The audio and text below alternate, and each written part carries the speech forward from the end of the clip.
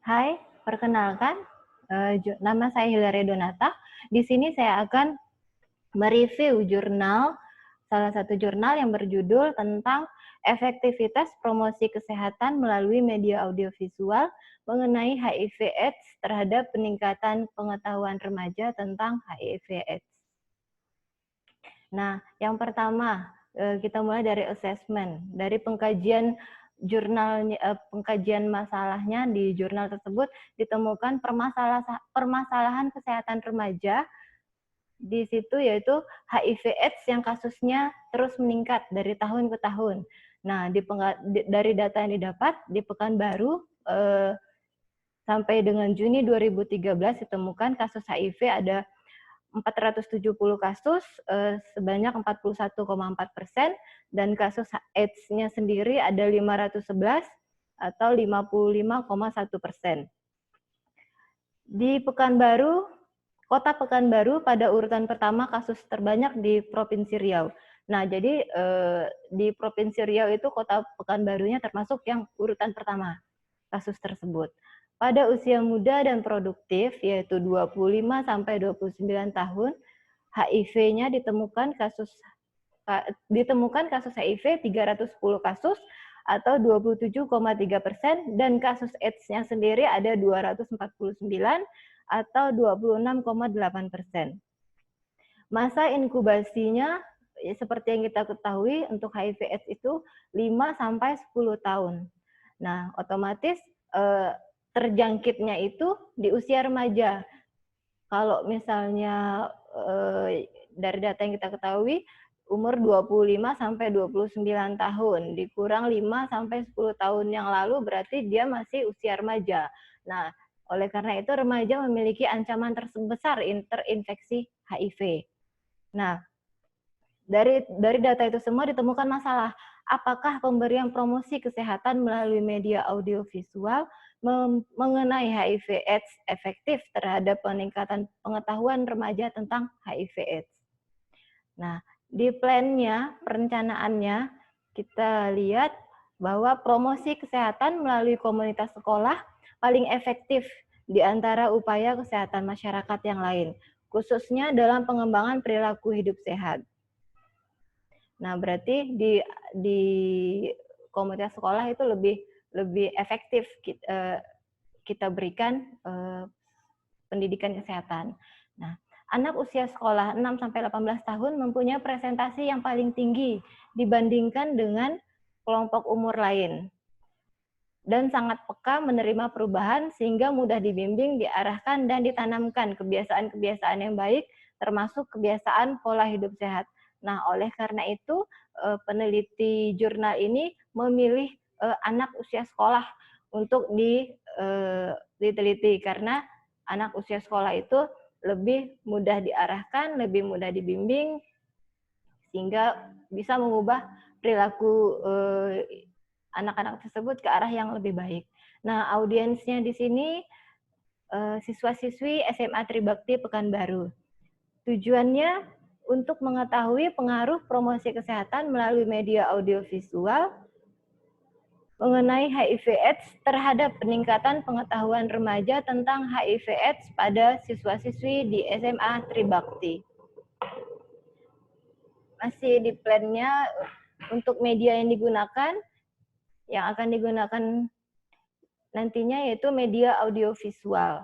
Nah, media ini memberikan stimulus pendengaran dan penglihatan sehingga hasil yang diperoleh lebih maksimal. Jadi dengan audiovisual, dengan dia memberikan promosi kesehatan menggunakan media audiovisual, otomatis daya tangkap responden, daya tangkap audiens nanti lebih dapat. Jadi karena dia bisa dengan melihat dan bisa dengan mendengar. Nah, jadi hasilnya bisa lebih maksimal. Nah, materi yang akan diberikan yaitu materi tentang HIV/AIDS. Nah, pretest. Nah, sebelum peneliti itu memberikan promosi kesehatan, memberikan penyuluhan, dia melakukan pretest dengan cara mewawancarai 10 orang pelajar di SMA tersebut yaitu untuk mengetahui apakah nantinya media terus materi yang dia berikan tepat sasaran atau tidak. Nah, dari hasil pretest itu peneliti ini mewawancari 10 orang siswa, yaitu di mana 5 siswa tahu istilah HIV/AIDS, namun tidak tahu cara penularannya, penyebab, gejala, dan pencegahannya. Jadi dia cuma tahu istilah HIV/AIDS, tapi tidak tahu penyebab, gejala, dan pencegahannya segala macam. Nah, terus ada 3 siswa yang tahu istilah dan cara penularannya, tapi tidak tahu penyebab dan pencegahan serta gejalanya. Nah, terus kemudian 2 siswa tahu istilah HIV/AIDS dan penyebabnya, tapi tidak tahu gejala penularan dan pencegahannya seperti apa.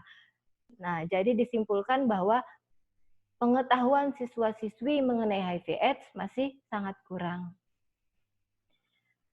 Deliver message, yaitu penyampaian pesan. Nah, di penyampaian pesan di sini cukup menarik karena dapat dilihat dari antusias responden. Nah, kemudian melalui media audiovisual yaitu indera pendengaran dan penglihatan akan memberikan keuntungan karena siswa-siswi akan lebih banyak belajar daripada jika diberikan pelajaran yang disajikan dengan stimulus pandang saja atau dengar saja. Nah, seperti yang saya katakan tadi, dengan media audiovisual otomatis indera pendengarannya dan indera penglihatannya dapat sama-sama bekerja untuk menangkap isi pesan yang disampaikan oleh pemberi pesan. Nah, yang terakhir ada monitor atau evaluasi. Nah, di evaluasi ini merupakan tahap penilaian atau pengkajian ulang tentang materi yang sudah diberikan itu seperti apa, apakah sudah nyampe ke responden atau tidak, kemudian udah tepat sasaran atau tidak. Nah, di penelitian ini terdapat pengaruh yang sangat signifikan antara rata-rata pengetahuan siswa-siswi mengenai HIV/AIDS pada kelompok eksperimen dan kelompok kontrol sesudah diberikan promosi kesehatan melalui audiovisual tentang HIV/AIDS.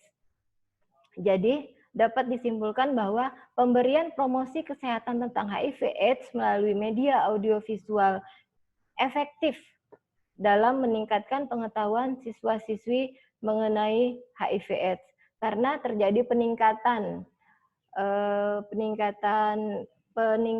pengetahuan dari yang mereka cuma tahu istilah HIV/AIDS. Nah, sekarang mereka sudah tahu gejala, penyebab, cara penularannya mereka sudah tahu.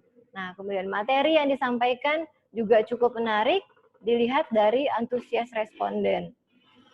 Dan yang terakhir, sasaran pendidikan yang merupakan anak sekolah merupakan kelompok yang sangat peka untuk menerima perubahan, sehingga mudah dibimbing, diarahkan, ditanamkan kebiasaan-kebiasaan yang baik, termasuk kebiasaan pola hidup sehat. Nah, jadi sasarannya juga sudah pas, karena anak-anak usia sekolah lebih mudah kita bimbing, lebih mudah kita arahkan, sehingga dapat ditanamkan kebiasaan-kebiasaan yang baik, termasuk kebiasaan-kebiasaan pola hidup sehat. Oke, cukup sekian review dari saya. Saya ucapkan terima kasih. Sampai ketemu lagi. Dah.